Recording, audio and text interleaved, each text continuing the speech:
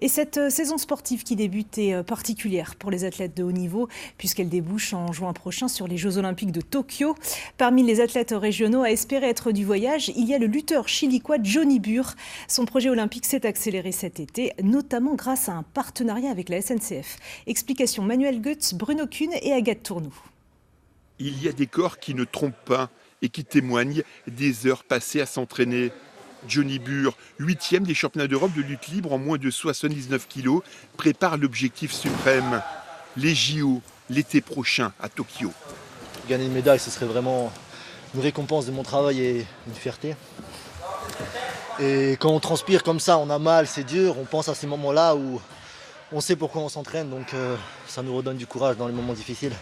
Une route semée d'embûches. Sa catégorie ne figure pas au programme olympique.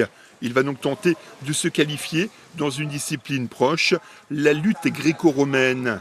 Là, la catégorie des moins de 79 kilos existe. La différence, c'est qu'en lutte libre, on a une position déjà très basse. On a le droit d'utiliser les jambes. En lutte gréco, ça s'arrête au niveau du bassin. Donc effectivement, les contrôles, l'attitude, le comportement est complètement différent. Mais comme je dis, Johnny il a déjà travaillé sur les deux styles. Et il a quand même une très bonne sensation en lutte gréco-romaine. C'est pour ça qu'on se dirige vers cet objectif qui sera difficile mais réalisable. Alors pour le réaliser, depuis cet été, Johnny Burr bénéficie d'un emploi aidé à la SNCF. Il y apprend un métier, travaille en fonction de ses compétitions et sécurise son avenir. Car la lutte n'est pas une discipline avec beaucoup de moyens. La lutte, on voit toujours le côté physique, cardio et tout ça, mais le côté mental, aborder les compétitions sereinement, sans se soucier de l'avenir, c'est aussi une partie de la préparation. Ses nouveaux collègues, eux, sont forcément un peu intrigués. Côtoyer un athlète de très haut niveau n'est pas courant. Ça impressionne, hein, en sachant aussi sa carrière professionnelle sportive, hein, étant que c'est un lutteur de haut niveau. Donc on se pose des questions, ça nous intéresse.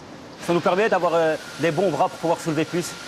Son contrat prévoit 50 jours de travail par an afin de préparer au mieux ses échéances sportives. Mais l'entreprise y trouve aussi son compte. L'athlète de très haut niveau, il a toujours cette envie de performance. Il est toujours dans la recherche de l'amélioration de sa condition physique et pour pouvoir atteindre l'objectif qu'il souhaiterait. Et nous, aujourd'hui, on a aussi ce genre de fonctionnement. Johnny Burr est déjà sur de bons rails pour tenter d'atteindre son objectif, une qualification pour les JO de Tokyo en juillet 2020.